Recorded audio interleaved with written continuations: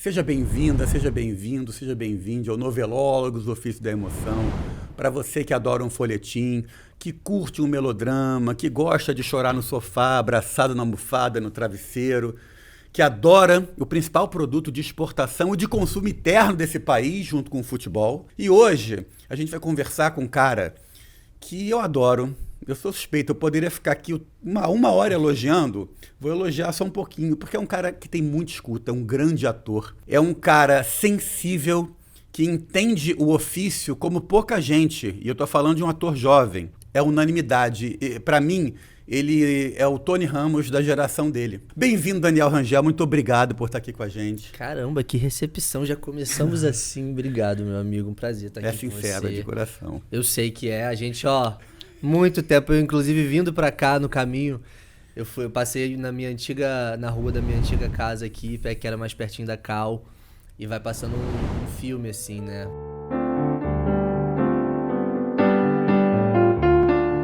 Fui professor do Daniel na Cal, e ele chegou na Cal com 16, 17 anos. 17. Conta essa história, como é que foi que você chegou na Cal assim? Nossa, de paraquedas total, vindo de Campos, interior do Rio, né?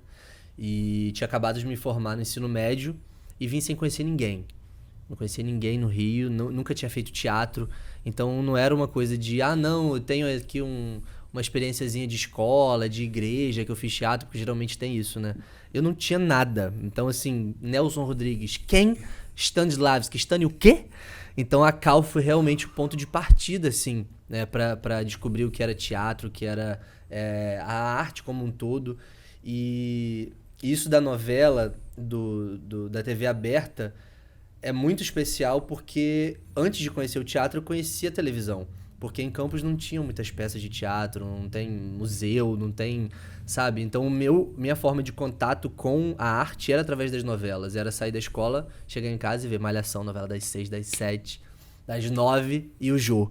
Que inclusive é muito legal também estar aqui falando disso porque me remete a esse momento que era, eu acho que o principal momento do meu dia, que era a hora do programa do Jô, em que eu via os atores que eu amava assistir nas novelas, só que sem ser os personagens, sendo eles e contando da história deles, e de alguma forma eu tentava me conectar, e desde cedo eu descobri que essa carreira não tem lógica, não tem fórmula, mas que tem coisas em comum. E uma das coisas que tinham em comum dos atores que eu admirava que iam no Jô era a palavra Cal. Olha só que interessante. Eu ia, na abertura, eu falei os elogios todos, mas eu tinha ensaiado de falar sobre a sua compreensão, que eu admiro, do ofício, né? De entender que não adianta a gente ter talento, a gente ter desejo, a gente ter tesão. Não é só sobre isso, né? Você acabou de contar, você ali querendo aquele ofício. Desde quantos anos você quer ser ator? Desde criança, mas ficava num lugar muito do quero ser astronauta, de ninguém levar a sério. E eu mesmo, assim, não tinha certeza. Eu tinha essa coisa, porque o meu lance de criança, assim, o que eu mais gostava não era ir pra rua, soltar pipa, fazia isso também. Mas o que eu mais amava era ficar no meu quarto, trancado, com meus 300 mil bonecos, sozinho, criando histórias pra eles. Sensacional. Então, e era a partir dos filmes que eu via. Então, sei lá, via o filme dos Incríveis, via o filme dos dinossauros. Aí eu comprava esses bonecos específicos e juntava eles no meu quarto, e aí a minha ideia era que aquele, que loucura, era um universo compartilhado, que nem a Marvel hoje em dia faz. Na minha cabeça de criança era aquilo, era um universo compartilhado onde todos aqueles personagens coexistiam no mesmo espaço e eu ficava criando as histórias. Então esse era o meu barato de criança. É sensacional. E é isso, né? A criança o adolescente que ouviu a palavra Cal, estava atento. Cal, Casa das Artes Laranjeiras, uma das principais escolas de teatro do país, aqui no Rio de Janeiro. Que eu também tive o privilégio de dou aula lá. Foi onde nos conhecemos. Mas a coisa de... não basta estar predestinado a ter desejo, né? Tem que correr atrás. E eu lembro, enquanto Daniel, eu lembro do Daniel lá nos Estúdios Globo, quando se chamava Projac ainda, né? Hoje são os Estúdios Globo. E eu brincava com ele. Teu puxadinho tá aí, você tem uma casinha, porque ele tava lá, ele esse menino sabe o que ele quer, desde que eu conheço ele. Mas tem que saber o que quer e saber os caminhos, né? Sim. Mas tava lá, mas não tava ainda com o papel. Eu lembro muito que você falava isso. A gente se encontrava e aí você falava, e aí? E agora, um personagem? Pois Falei, não, teste. Aí no outro mês, e aí? Não, projeto do DAA, de um curso de teatro. E agora? Não, vim assistir uma palestra. Então foi bem assim, gradativo. Mas o legal é que quando eu olho pra trás assim, eu lembro que cada momentinho desse nunca tinha um lugar de nossa, eu tô indo mais uma vez e não consigo. Não, era de tipo gol. Gol do Brasil. Quando eu fui chamado pra primeira participação em Totalmente Demais em 2015, era uma fala, era o Garoto 2. No roteiro, meu nome era Daniel Rangel Garoto 2. Uma fala. E eu e minha família, a gente brindou no restaurante como se fosse um gol de Copa do Mundo. Então, às vezes que a gente se encontrava também, eu tava lá amarradão. Pô, a gente foi no Ofício em Cena. Pô, vou ver uma gravação aí hoje de ouvinte, vou... Suzana Vieira, estava na Suzana Vieira. A gente viu várias. Eu fiz em cena, era um programa até que inspira aqui o novelólogo. Total, tem tudo a ver. Né? Que a Bianca Ramonedo apresentava, Beijo Bianca, e a Ótima, gente assistiu Bianca. alguns juntos, né? Suzana Vieira, eu lembro também que teve Glória Pérez, Amora Malte, você estava nesses? O da Amora não, o da Amora eu lembro que eu vi 300 vezes, porque é genial aquele Ofício em Cena da Amora, acho fantástico. Pois é, e eu acho, a gente estava aqui conversando em off, não vou dizer tudo que estávamos conversando em off, Não. mas como é importante gostar de novela, gostar de fazer novela. Ter orgulho. Ter orgulho, esse brinde da primeira participação, eu fico emocionado porque eu sou apaixonado por novela e acho o Daniel um dos maiores atores de novela que a gente tem. Quando eu comparo com o Tony Ramos, não é só por ser gente fina, é porque eu tenho a impressão de que você vai trilhar uma carreira que nem a dele. Mas, ao mesmo tempo, fico preocupado que eu precisava de mais que nem você pra gente ter novela boa, porque temos grandes atores de novela. Temos. Falaremos, já chegaremos neles. Mas né, a gente gosta de novela, se foi criado com novela. Como eu fui criado aqui no Rio, também via novela, via o Jô. A gente é parecido essa trajetória. Eu fui dirigir, fui para outros lugares. Mas eu até te perguntar, o que é novela pra você? Quando você fala novela, o que significa novela pra você? Eu acho que novela é um portal, assim, para um mundo imaginário e um mundo em que a gente consegue se conectar com muita gente. Porque assim como eu lá em Campos me conectava com Pé na Jaca, que era uma autêntica novela das 7 que me marcou muito, quando eu faço, hoje tenho o privilégio de fazer, eu tento sempre me relembrar disso. É um produto que atinge o Brasil do Brasil. São todos os cantos do Brasil, né? A Grace também, que tá fazendo a novela comigo agora, ela tem esse discurso que ela fala, eu faço a novela, eu não faço pra bolha, eu não faço pra intelectual, sabe? Eu faço para as pessoas que não têm outra forma de consumir arte. E novela é arte, é potente, a gente faz bem, né? O que você falou no início, a gente exporta pra caramba e tem um DNA, né, de todo brasileiro, né? Novela. E acho que nunca vai acabar, mas concordo com você, acho que a gente tem que realmente falar disso e falar com orgulho, porque a novela é muito importante, né? Assim como eu dei o meu relato agora, você deu o seu, é uma coisa que faz parte da história de todo mundo que tá nesse meio, de alguma forma, né? Não tem como ser brasileiro e não conhecer novela, não ter uma história com uma novela, não ter sua mãe, sua avó que você tava vendo elas assistindo. Uma coisa que faz parte, né? Tá entrelaçada com a cultura do país. Eu me lembro da minha avó. Minha avó, ela via todas as novelas e eu via junto. É isso. E ela marcava. A minha avó, até velhinha, tinha um namorado, que era o Renato. Até os 70, 80, até quando ela fez 85, ela terminou com o Renato porque ele tava ficando velho. Chega, Renato. Só que ela só saía com o Renato depois da novela das 8. Então ela tinha a rotina dela, mas ela chegava da rua às 5h30 e só saía com o namorado depois de 9h30. Porque vira ali, eu lembro disso no ensino médio, que eu fui noveleiro realmente até, assim, ainda sou, mas eu agora não assisto todos os dias porque... Chegaremos lá, não dá tempo. Não dá tempo, gostaria. Mas eu lembro que no ensino médio, quando teve o pré-vestibular na minha escola e chegou lá o moço, olha, além agora das aulas de manhã normal do ensino médio, vai ter um curso pré-vestibular à noite, que eu acho interessante que vocês façam. E o comentário dos meus amigos foi tipo, o Daniel nunca vai fazer, né? Porque à noite ele vai perder todas as novelas. De tanto que eu era viciado e não tinha vergonha também. Desde lá, assim, todo mundo sabia que eu era noveleiro, que eu queria tá do outro lado. Mas isso que você perguntou, desde quando você quis ser ator, vou voltar a isso que eu lembrei de um negócio legal de falar, é que sempre ficava nesse campo da ideia, né? Porque eu não sabia de fato como seria. Mas eu lembro que depois do Jô tinha eu esqueci o nome dessa sessão de filmes brasileiros segunda-feira. Sei qual é, Sessão Nacional? Alguma coisa assim. E eu lembro que, sei lá, eu tinha uns 12 anos, 11, passou Central do Brasil. Porra.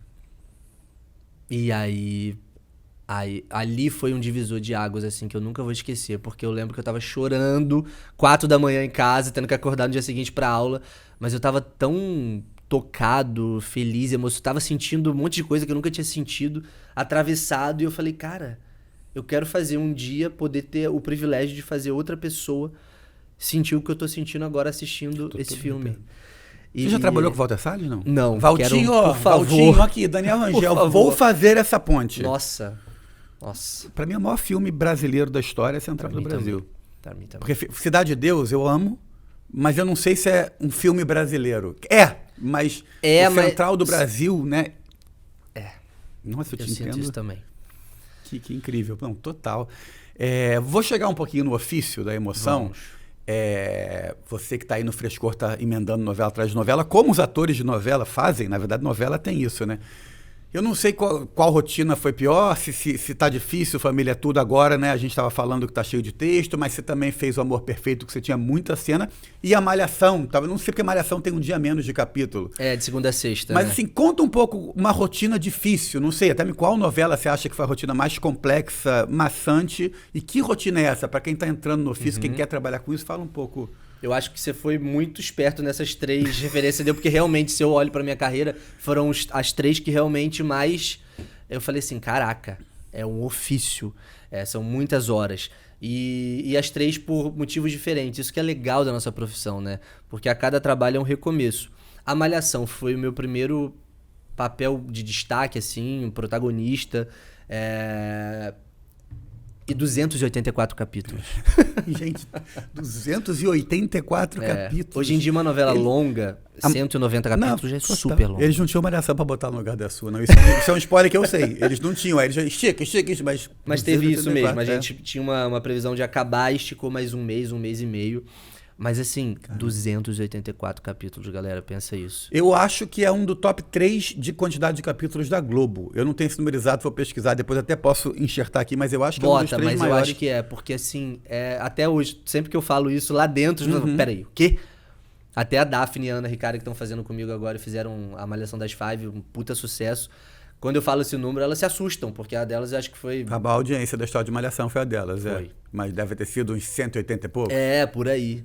O nosso foi realmente assim, foram quase 2 anos. Que incrível. E aí foi esse desafio de muitos jovens juntos, a maioria ali fazendo seu primeiro trabalho de visibilidade, né? Se deparando com esse ofício da carga horária, de gravar de segunda a sábado, de ter que estudar as cenas, né? Porque não é só a carga horária de ficar lá, não, vou aqui cumprir minha carga horária, não. Tem uma câmera apontada para você o tempo inteiro, então você não pode chegar cansado e ficar com isso visível, você tem que estar ali entregando as cenas. Então foi um trabalho que realmente me colocou de frente pro ofício e falou assim, você ama mesmo isso aqui? E ali eu senti, amo.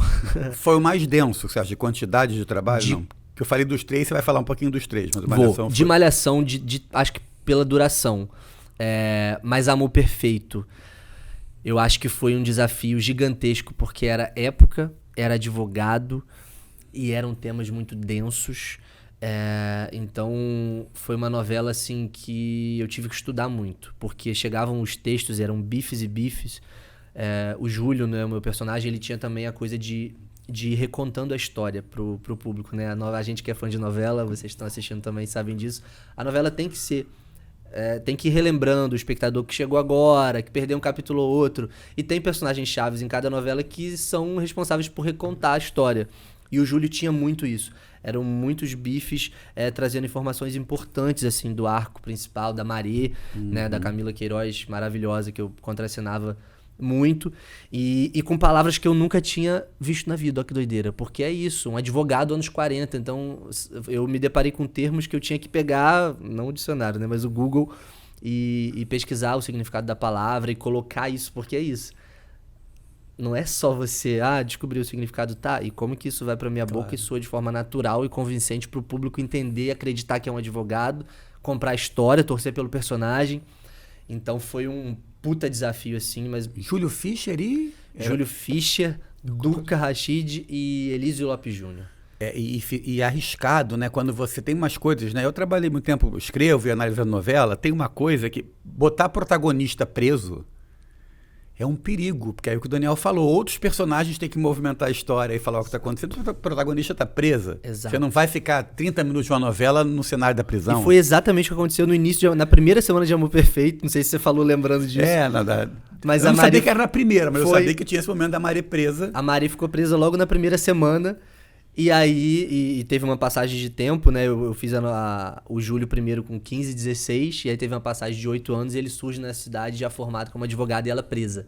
Então era o Júlio com todos os personagens, rodando todos os núcleos, né? Contando a história e falando do caso da Mari, do quanto ela estava sendo injustiçada. Então foi um desafio muito grande nesse sentido do texto, da coisa formal, do corpo também, de ser uma coisa mais... A direção também pedia isso e pedia porque realmente era importante a gente trazer uma coisa mais contida, porque era um universo muito denso, a gente estava lidando com temas sérios, era um advogado, anos 40, mas aí é a maravilha dessa profissão, sair de um personagem assim, praticamente emendado com o Guto, Eu adoro o Guto. Que mal consegue falar, o menino começa a gaguejar. O Júlio tinha uma oratória perfeita, ia pro tribunal, arrasava. E o Guto mal consegue falar, começa a gaguejar, é um personagem tímido. Um óculos parecido com o meu. Tem um óculos parecido, bota o Guto, ó. aí, ó. Bota o Guto. Ó. Quase já começa a gaguejar aqui.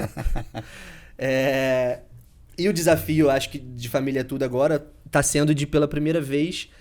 embarcar nessa coisa mais da comédia, né? Da comédia romântica, com a Lupita principalmente, que é o principal arco ali do Guto, é a comédia romântica. Mas o Guto também teve envolvido com plots que era só comédia. E com gênias, né? Grace, Vinitz, com atores assim que eu assisto desde criança.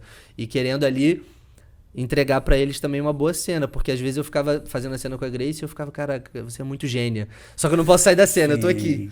E Godoy também, gênio, que faz meu irmão na novela. Então, mas eu lembro que quando eu soube que eu ia fazer esse trabalho, eu falei com meus pais assim, cara, tô com medo, tô com frio na barriga, porque comédia, a novela das 7, o personagem tem um pezinho realmente na comédia ali, de gagueja, nerd, virgem. Talvez o principal autor de comédia hoje, o grande herdeiro do Silvio de Abreu, do Sassaricano, do Cambalacho, né? Acho que o Daniel, ele tem esse DNA. Sem dúvida. Então é uma responsabilidade fazer. Estar numa novela do Daniel já é por si só uma responsabilidade. E ainda num núcleo de comédia que ele faz sempre brilhantemente. E aí meus pais me relembraram. Você tá com medo, mas na Cal a gente assistia suas peças e as que a gente mais gostava e as que mais você se destacava eram as de comédia. E eu falava, caraca, é verdade. Então realmente foi uma transposição assim, de pegar a experiência que eu tive na Cal, né, nas montagens da Cantora Careca. Eu me formei com o Inspetor Geral, num personagem também, o Osp, que... Foi uma composição também que as pessoas nem me reconheciam no final da peça. No Teatro Ipanema? Teatro Ipanema.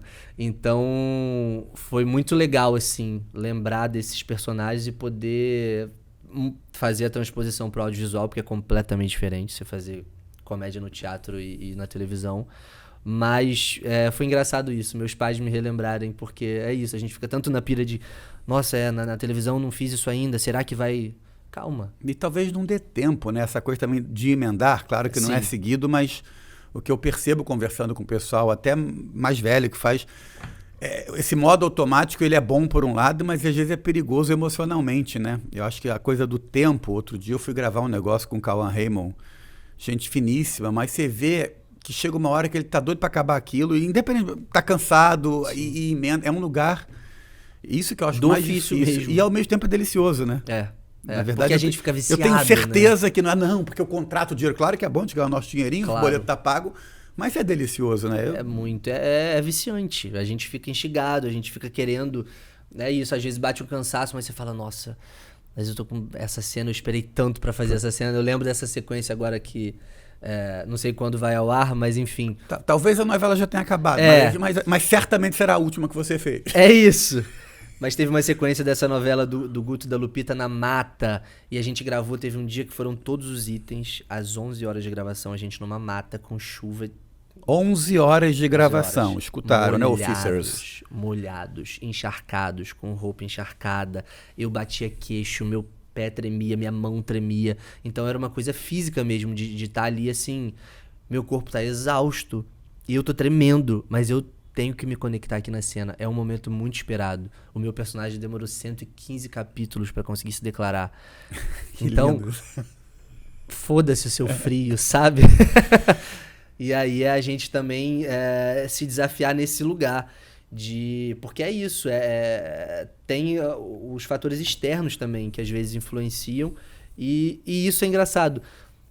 Porque isso não tem como ser ensinado na escola. Essas coisas não tem como, porque é só vivendo pra você. Porque cada novela, como eu falei agora desses 3 trabalhos, foram coisas diferentes. Se você pega outro ator e bota aqui, eles vão citar outros completamente diferentes. E eu vou viver outros ainda muito diferentes. Então é impossível prever isso tudo e preparar isso.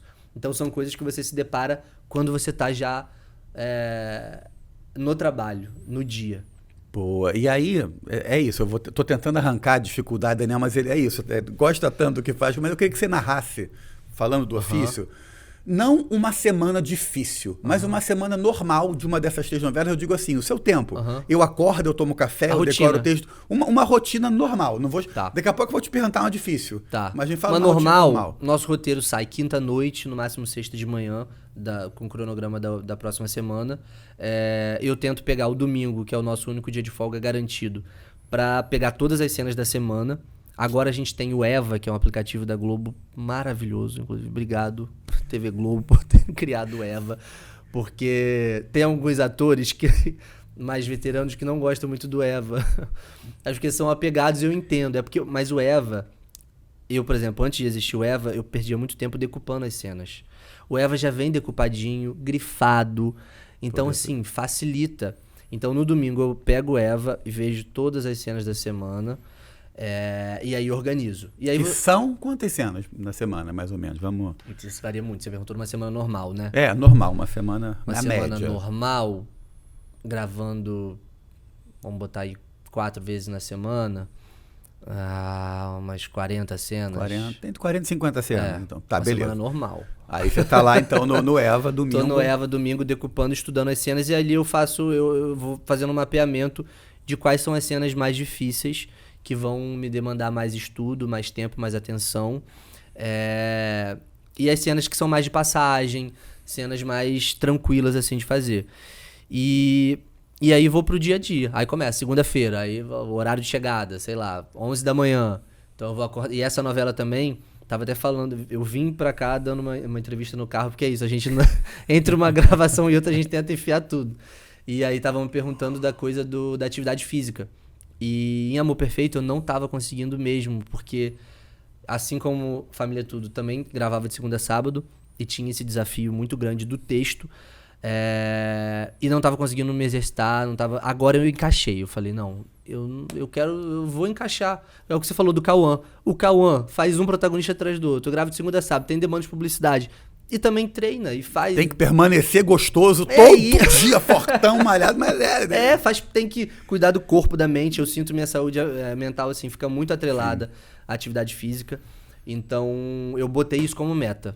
Antes mesmo das cenas sem camisa, tá? Porque quando eu soube que eu ia fazer essa novela, nerd, gago, virgem, tímido, falei, relaxa. Dá pra comer um docinho. Relaxa. Mas eu tinha botado isso como meta, de encaixar a atividade física. E aí encaixei, aí quando vieram essas cenas eu falei, nossa, obrigado intuição, obrigado universo. E eu mantive. Então assim, segunda-feira chegou 11 horas, então eu vou acordar umas 4 horas antes, vou ali dar uma lida no texto, já estudei domingo, né, mas vou pegar de novo os da segunda-feira. E aí tenho tentado fazer uma atividade física, eu vou pedalar, vou fazer natação, pilates ou musculação, e tomo um banho e vou pra Globo. E aí depende muito, porque às vezes a gente tem 2, 3 frentes num dia. Mas você falou de semana normal, né? Normal. Então, digamos que eu tenha só um estúdiozinho de 11 às 9. E aí cheguei ali às 11, já começo a botar o figurino, vou pra maquiagem, ver ali, porque meu nariz é muito vermelho, às vezes tem uma olheirinha, a gente retoca. Almoço e começa o dia. E aí de 1 às 9 um batidão de estúdio. Às vezes tem uma espera, e aí é bom que a gente pode também bater no texto com os parceiros.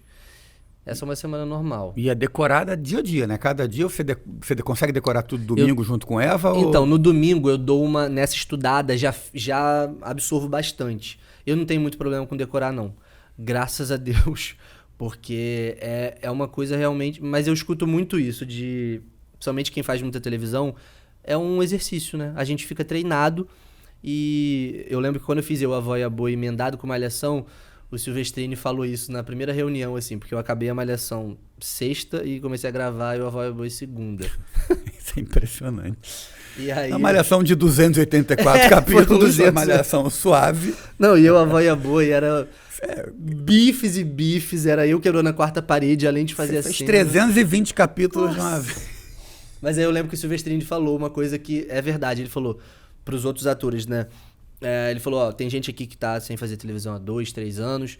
O Daniel é jovem, ele acabou de fazer o primeiro trabalho dele grande, mas ele tem um diferencial de vocês, que já estão aqui há muitos anos. Ele tá treinado, ele tá há 2 anos decorando texto todo dia. Então, o instrumento dele tá mais ágil pra coisa do decorar texto. Então, por favor, peço uma atenção a isso, porque realmente isso a televisão... cada um tem seu processo, mas eu acho que faz muita diferença a gente chegar com um texto estudado de casa em vez de pegar ali na hora, porque às vezes você precisa pegar na hora, não é que não acontece, às vezes acontece, você tem 80 cenas no dia, 3 frentes, é humanamente impossível, mas no geral é importante você chegar com o texto decorado para o ensaio fluir bem, para você poder propor uma marca, o diretor, né, você ficar mais livre do que você ter que ficar olhando o texto. Fui ver a peça da Zé Polessa, e aí o João, amigo dele, me apresentou o Tunico, Pedro é roteirista, aí o Tunico olhou pra mim, eu adoro os roteiristas. Eu adoro roteirista, você vai adorar a minha pessoa. O Tunico já sabe, porque o Tunico é conhecido por não decorar texto. Pra mim, um dos maiores atores. Gênio. O Tunico é o principal montador de Molière do nosso país, quiçá do nosso continente, sim, mas não decora texto. Sim. Eu imagino, não sei, você tem... que Vera Holtz deva ter uma dinâmica de gênero. Não sei como é que é o texto de Vera, de Arlete, mas é diferente. Imagino que seja... Quer dizer, posso estar completamente enganado, justo pode ser super CDF. Mas CDF que eu estou dizendo de tá tudo. Mas assim... A Arlete, então, era impressionante. Em A Vó e a Boi, ela chegava com texto todo... Nessa época não tinha Eva ainda. Ela chegava com o texto impresso dela todo decupado. E várias anotações, observações. Tem muita novela também, né? Tô tentando, vou trazer a Arlete aqui para falar sobre isso, porque é interessante essa coisa do ator treinado, né? Porque o Tunico, então, é meio que uma exceção zona, né? A Vera, gênia também, mas a Vera eu sinto que tinha uma coisa mais intuitiva também. Uhum. É isso, porque não é mais gênio ou menos gênio. Não, são processos. Arte são processos, exatamente. O que eu falei no início aqui, de o que eu percebi vendo as entrevistas lá em Campos, antes de estar nesse ofício, antes mesmo de fazer a call, de descobrir isso. Descobri que não tem lógica. Quem tiver, assim, no início, tentando buscar alguma lógica, algum sentido, um caminho, não existe. Cada um vai criar o seu, e o seu processo também, pessoalmente. Eu vejo isso com os meus parceiros de cena. Tenho contracenado muito nessa novela, tendo o privilégio de trabalhar com, né, como eu falei, com a Grace, o Godoy, a Vinitz, que entrou, que já tinha feito Minha Mãe e A Vó e a Boi. Mas a Daphne Bozaschi, a Ana Ricari também, e o Godoy, que são atores jovens. E também cada um tem o seu processo. Cada um tem o seu processo. Eu sou fã da Daphne, acho a Daphne. Eu adoro esse trio, como sou fã do Thiago também, acho esse trio de vocês. E Daphne com criança pequena em casa. Com criança. Grava 11... Quantos anos está filha? 6, com Caetano. 6 anos, mas é isso, grava 11 horas na chuva molhada e Caetano, mamãe, eu quero jantar, né?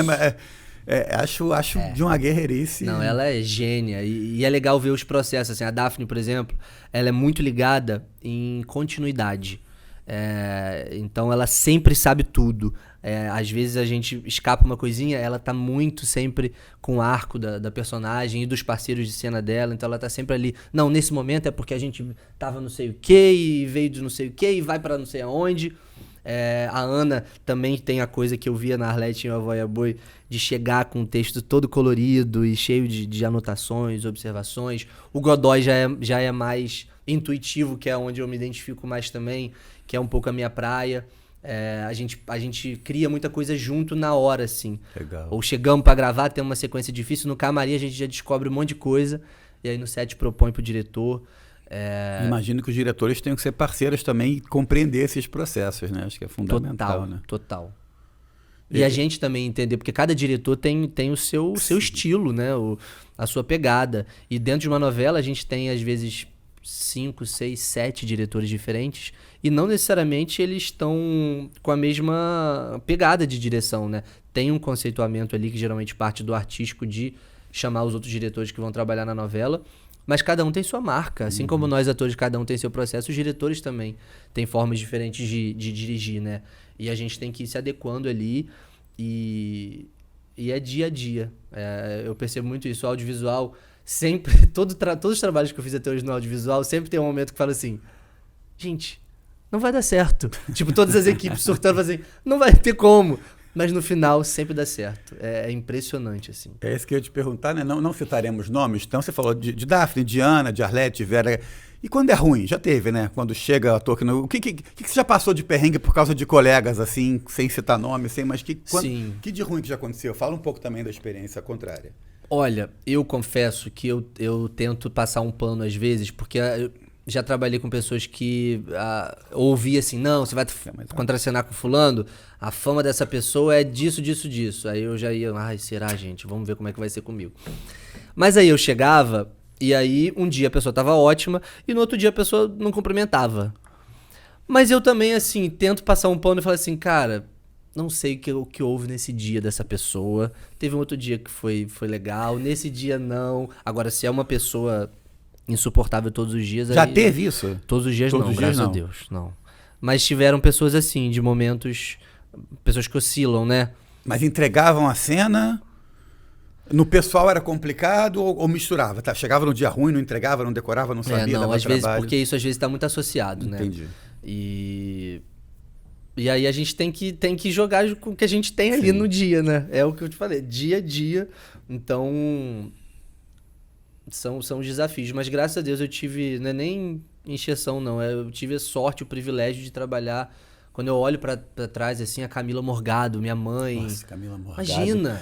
Eu sempre faço uma oração. A Camila Morgado é uma... Deixa eu até achar, quer ver? Meu livro de oração tá aqui. A gente tem uma Bíblia aqui. A gente tem, na verdade... Vou mostrar aqui, ó. Vou mostrar pra minha câmera. Vaiola. Que eu sempre rezo uma oração pra Vaiola todo dia. A Camila Morgado é desse tamanho também, mas eu deixei a Vaiola aqui pra homenagear a Camila Morgado. É isso. Então eu fui muito sortudo. Felipe Rocha, meu pai. Depois Carmo. Depois Arlete, Vera... eu não tenho do que reclamar. Assim, o Thiago Fragoso... Foi meu pai em Salve Quem Puder, Fala Bela. Nossa, pois é. Assim, eu me sinto muito sortudo e privilegiado. E eu acho que tem uma coisa também de como você recebe. Mesmo diante às vezes tô cansado, tô não sei o quê. Mas eu sempre penso, cara, eu quis muito isso aqui. Eu queria muito estar aqui, eu lutei muito pra estar aqui. Então, claro, os desafios, às vezes a pessoa tá num dia ruim, às vezes a pessoa mesmo, a gente não trabalha também só com pessoas altamente evoluídas, às vezes tem uma pessoa ali que você sente uma energia estranha. Mas aí você faz a cena e vai embora. Imagina um cristal, né? Tem gente que tapa um bico. Acontece em todos os meios, então... Muita vulnerabilidade. Muita energia, muita troca. Mas eu acho que é isso, o amor pelo ofício tem que sempre falar mais alto e o respeito pela profissão e pela maioria dos colegas de trabalho. Sim. Que na maioria estão ali pelo ofício, também estão ali apaixonados, querendo jogar junto e com generosidade. Até já vou chegar na troca de energia. Antes eu queria que você me contasse, não como é uma semana ruim, mas a pior semana de trabalho que você já teve. Você deve lembrar, não sei se você lembra, mas ou uma das piores. Mais difícil, mais intenso, mais assim... Tô falando até pela quantidade de trabalho, independentemente dos parceiros, mas qual foi a semana que você mais... De cansaço, né? De cansaço, de por que eu faço isso, de puta que pariu 10 vezes. Sim. Você lembra de alguma semana assim? Eu não sei se é porque tá recente, mas isso que eu falei agora há pouco da semana do Guto e da Lupita, de muita cena externa, na mata, no lago, e enquanto a gente tá gravando aqui, foi agora essas cenas, há umas 15 dias, a gente tá no inverno no Rio. Então, assim, foi muito difícil, assim, exaustivamente, e pelo contexto todo externo. Não necessariamente a carga horária também, mas essa coisa de em condições muito adversas, muito frio, numa mata com aranhas, sabe? Insetos. Você não tá num ambiente controlado no Projac, no estúdio ali, no ar-condicionado. Era uma super externa, não era mata ali dentro. Não, era uma super externa. Então, assim, o deslocamento para chegar e aí ter que passar o dia inteiro com a roupa molhada, tremendo de frio e ter que fazer a cena bem. E é um momento importante. Então, porque acho que é por isso que eu acho que talvez tenha sido a mais difícil. Porque é uma junção de tudo. Além de terem esses fatores externos que deixam a gente abalado, né? E foi só eu e Daphne. Então a gente se apoiou, graças a Deus, foi com a Daphne, porque a gente se ajudava muito. Mas além desses fatores difíceis, também a gente ficava com essa coisa de é uma semana importante, é um momento importante. Então tinha essa pressão toda que a gente se coloca também de entregar um bom trabalho, mesmo em condições adversas, assim. E no meio disso eu ainda tava, porque às vezes se mistura também a vida fora. Eu inventei de mudar de apartamento nesse mês. Então, fazendo novela, ele decide se mudar. Pois é, gente. Olha... Ninguém sabe como é que tá a cabeça do palhaço. Você decidiu, não mandaram você decidir. Foi você que escolheu isso. Eu não posso nem culpar ninguém. Porque eu também sou essa pessoa. Eu moro no Rio, vai fazer 12 anos. E eu já morei em uns 6 apartamentos, porque eu amo mudar. Sensacional. Geralmente as pessoas odeiam, eu adoro, porque dá 2 anos no lugar, eu falo, quero respirar outros ares, quero ir pra outra configuração de apartamento, quero outro bairro, quero outro lugar. E aí surgiu uma oportunidade e eu fiz isso nesse mesinho que tava tranquilo, assim, várias frentes por dia, cena na mata, cachoeira. E eu sou testemunho que eu convidei Dani e ele me mandava as ordens do dia da semana, todos os dias. Eu faço questão de mandar o print, porque às vezes parece que é sacanagem da pessoa assim. Não, eu não achava, mas eu via aquele print e eu ficava, putz, ele tá na merda. E ao mesmo tempo feliz, porque eu falei, essa novela virou protagonista e não tô brincando, mas assim, ele entrou num ritmo de gravação forte. Não, sim, que eu não esperava. Não esperava mesmo, assim. O ritmo, tirar a camisa, várias surpresas. Várias surpresas. Mas surpresas boas, claro. Né? Fiquei, muito feliz. E às vezes eu faço isso de mandar o print mesmo. Eu faço terapia há 5 anos e eu às vezes fico 1 mês sem ir. Aí minha psicóloga fala, será que ela tá achando que eu tô furando? Aí às vezes eu mando o print da escala pra ela também ver. Coitado. Tá ali 7 da manhã, 8 da manhã, até 9 da noite, 10 da noite. Não, tanto que eu fui umas 3 vezes gravar lá e encontrei. Todas as vezes você me encontrou. Encontrei lá. Eu tava batendo. Antes de vir pra cá, eu tava onde? Lá. Tava lá, é verdade. Você falou de troca de energia, aquele para não comentar. Você ainda tá namorando? Tô. Tá, então vamos falando de troca de energia. Você namora uma atriz. Uhum. E a gente conversa, a gente encontra, a gente conhece. Eu não sei se você conheceu sua namorada contracenando com ela, se isso começou num processo ou se foi depois. Mas as pessoas ficam, as pessoas namoram, as pessoas se apaixonam, se desapaixonam. Como é que você lida com isso? Como é que você enxerga isso? Também falando um pouco sobre o ofício que traz o se apaixonar em pares românticos, que traz essas trocas. Como é que você lida com isso? Como é que você poderia falar sobre isso para quem tá vendo a gente? Eu e a Hannah, a gente se conheceu num projeto na Globo, num desses do DA que a gente se encontrava. Ela tá fazendo o que aqui? Projeto do DA. A gente se conheceu num desses chamado Trupe Cena com o Ari Kozlov. Querido Ari Kozlov. A gente ficou 3 meses ensaiando uma peça e apresentamos lá na Globo, montaram um teatro. As Coreias, como é que é o nome? A reunificação das duas Coreias. Dirigida pelo Ari, queridaço. E um elenco incrível nesse Trupe Cena. Eu não lembro. Júlia Dalávia, Juliane Araújo, Bárbara Reis. Pois é, eu lembro. Daniel João Vitor Oliveira, Hannah Romanazzi. É um elenco. Fernanda Marques, nossa, Gui Ramasek.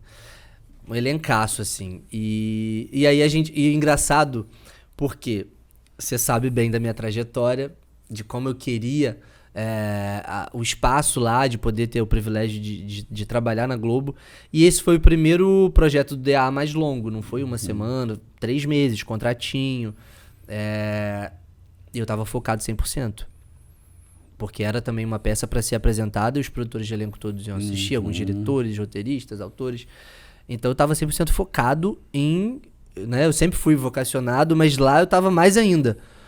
Nunca Nunca, nunca que eu ia cogitar me apaixonar e começar a namorar. Mas é isso, a vida é muito louca. Por isso que às vezes acontecem essas coisas em novela, em filme, você fala, ai, forçado. Não é. Você me conheceu antes. É o último momento que eu ia estar com olhar pra isso, mas acontece. E aconteceu, a gente se apaixonou, deu 2 meses, a gente já tava namorando. E estamos até hoje, faz 7 anos. Olha. E é muito legal, assim, namorar com uma atriz, porque eu troco muito com os meus outros colegas de trabalho também que não namoram pessoas que são da profissão do meio, e é difícil pra quem não é do meio entender essa questão da carga horária, essa questão da gente ficar exausto, porque depois de 11 horas gravando pra caramba, decorando texto com câmera, eu lembro do Milevix também, que é um preparador ótimo que eu tive em alguns cursos lá na Globo, e ele falava, a câmera cansa, o ator sai realmente, é diferente quando você fica com uma câmera apontada pra você durante 11 horas. Então, ter uma parceira de cena que começou muito antes de mim, né? A Hannah começou como atriz mirim. Então, já conheceu esse universo muito antes e entende muito esses períodos, né? Que, graças a Deus, eu tô fazendo uma coisa atrás da outra, só que isso demanda também um gasto de energia, o meu tempo fica dividido, e ela é muito parceira, muito compreensiva. Sempre nas entrevistas me perguntam como que é o ciúme da Hannah, da agora com as cenas sem camisa e as cenas de... Quando tem uma cena, né, mais de beijo, de pegação. E eu sou muito sortudo também nisso, porque a Hannah é muito de boa, acho que principalmente por ela ser atriz, e também pela confiança que a gente tem um no outro. Vocês conversam sobre isso? Essa questão mesmo do ciúme, quem que vai ser o par romântico? Super. Não, porque também tem isso, né? Além da gente trabalhar pra caramba, chegar cansado, a gente ainda chega e às vezes quer falar com a namorada sobre... Isso que eu penso. A Daphne tá com um filho de 5 anos, não transa nem com o marido. Não, mas é isso, a Daphne chega, tá assim... E eles moram em São Paulo, o Gus e o filho dela. Aí chega em São Paulo e fala, então, mas o Guto, o Júpiter... O cara fala, poxa, desliga. Mas Hannah às vezes fala assim, amor, desliga um pouquinho. Desabafou um pouquinho, tá, vai dar tudo certo. Mas agora, né, desliga. Porque eu também sou muito pilhado, né? Então eu às vezes chego... com 1 milhão de coisas, não, eu pensei tal coisa pra essa cena, não sei se eu fiz a cena do jeito que eu pensei, enfim. Eu acho que essa coisa do ciúme também, eu gosto de falar que é legal conversar, porque assim, a gente sabe que acontece de pessoas se apaixonarem em sets, como vocês se apaixonaram num trabalho, mas sabe que também não acontece, né? Isso. Talvez o conversar e compreender... E ter o diálogo, né, sempre aberto, e é isso, eu acho que... Eu gravei com o Sérgio Malheiros e Sofia Abrão aqui, e que eu sempre sacaneio a monogamia deles, admirável. Como você errando, são lindos. Eles também estão há muitos anos. Muitos anos casados, e um casamento sem filhos, que eu acho que também é um rolê diferente, né, quando entra o filho. Mas eles falaram mais ou menos isso, é conversa, entender, né, e respeitar também... O Murilo Benício, que se apaixona por todo mundo. Isso. Tô brincando, Murilo. Mas tem gente, cada qual com o seu cada qual, né? Mas eu amo o Murilo, assim. Totalmente. É uma referência bizarra pra mim. Maravilhoso. E quando eu falo dessa coisa do programa do Jô da Cal, o Murilo foi o principal que falou Cal, e eu falei, o Murilo falou Cal.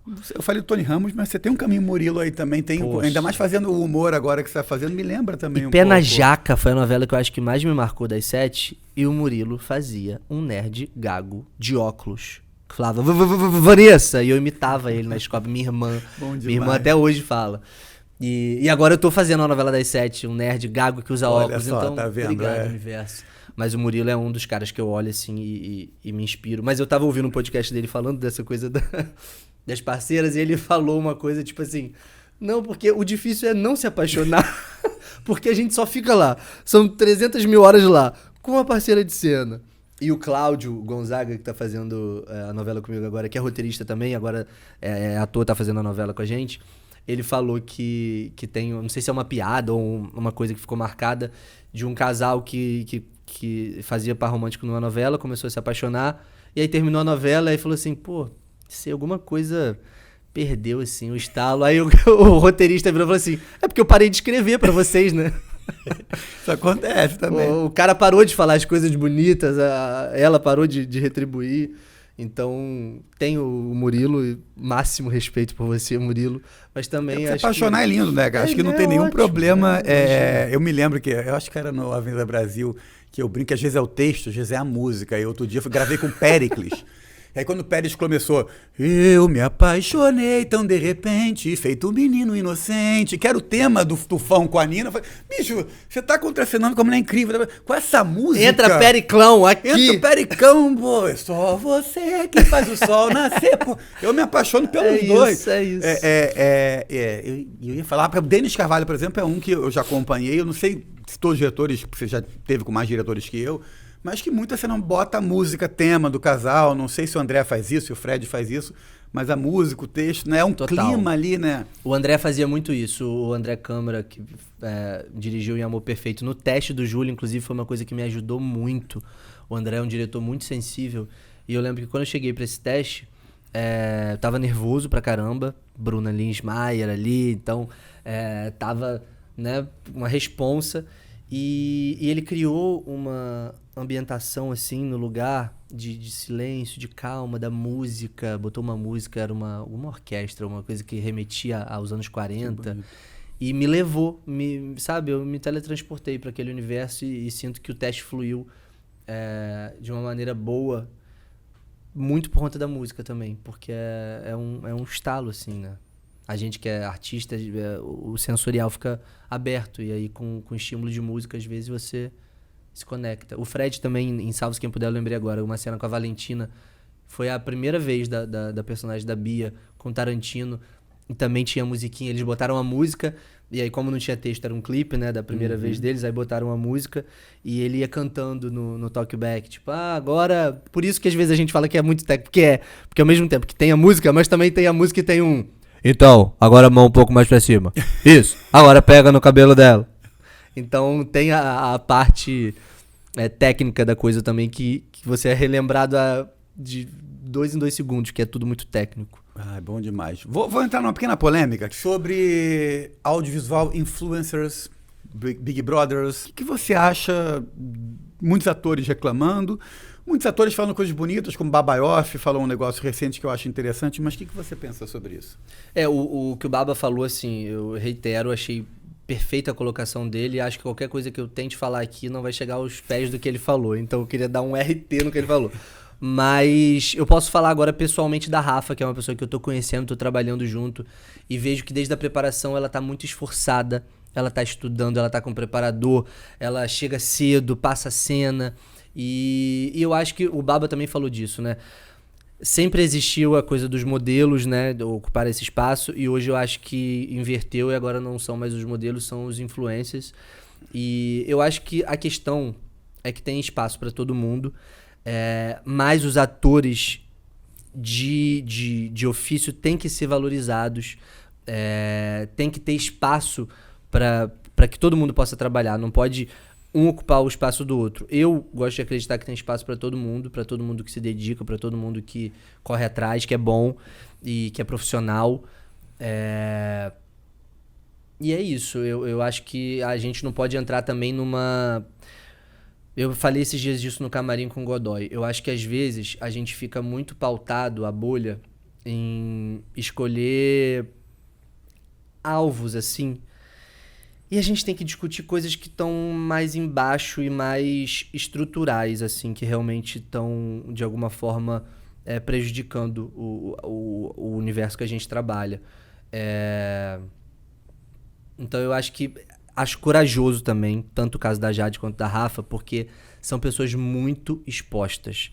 Então é muito fácil criticar de casa, é muito fácil o cara do Twitter lá, que tá odiando a vida dele, ficar destilando ódio em cima dessas pessoas que estão lá expostas e na arena, né? Eu gosto muito de uma autora chamada Brené Brown, que ela fala, cara, se você não tá na arena, fica caladinho, porque quem tá na arena tá exposto pra caramba, tá tendo que ser corajoso pra caramba. Então eu admiro muito a coragem delas, assim, de se jogarem, e acho que tem espaço pra todo mundo, mas acho que sim, a gente tem que valorizar cada vez mais os atores de ofício. A Rafa, inclusive, foi no encontro e falou, porque as pessoas também falam de um lugar de ignorância. Ela é atriz, ela fez... Por exemplo, eu acabei de dar o meu relato aqui. Eu fui conhecer o que era Nelson Rodrigues Stanislavski com 17 anos na Cal. Ela conheceu antes, pelo que ela falou no encontro. É isso, criticar a pessoa que está na arena, eu concordo plenamente contigo. O meu pensamento é um pouco por aí. Acho que tem lugar para todo mundo. E o que me incomoda um pouco, é até o contrário. É o grande, é a instituição não entender que assim, essa galera tem 5, 10 milhões de seguidores. A novela tem 200 milhões. O que eu questiono é muito menos a Rafa. É legítimo. Né? Eu, depois de dirigir por 20 anos, decidi ser ator há 5. E estou estudando tanto quanto a Rafa Kalimann. Claro, eu tenho um passado de uma carreira artística, mas não me acho melhor que ninguém. Sim. Agora, a instituição, achar... Porque você está falando validar do hater, através disso. me incomoda um pouco também a instituição apostar que a Rafa Kalimann vai transformar a audiência da novela de 17 para 22. Sim. Que aí é uma pressão em cima da menina. Total, que já está exposta, ali, sendo corajosa. Exatamente. É um lugar muito tenso esse do showbiz de jogar essa pressão. E não vai, de novo, né? É o contrário, é a novela que vai para 200 milhões. É isso. Né? É o casal protagonista. Então é um lugar muito Não, você pega tenso, né? No Rancho Fundo, um sucesso absoluto de audiência. E os protagonistas não têm milhões de seguidores, muito pelo contrário, são, né? São só os maiores atores que... Gênios. Os protagonistas mais velhos, os protagonistas mais jovens, mas é isso. É um mix bem feito. Eu estava falando isso, né? Para mim, um grande elenco salva um texto ruim. E um texto bom na mão de um elenco mais ou menos. Eu sou apaixonado por elenco. Um conjunto da obra aí, né? Química, né? Mas uma coisa, complementando o que você falou, que é uma coisa que as pessoas esquecem, é que quando teve a febre dos youtubers, da coisa... Nossa, agora tem que ter o youtuber em tudo. Fizeram um filme, não sei se você lembra, chamado Internet o Filme. Não vi, mas vou catar. Quer dizer, que juntaram todos os youtubers e influencers. E assim, eles falam disso, eu tô falando isso porque eles zoam isso como...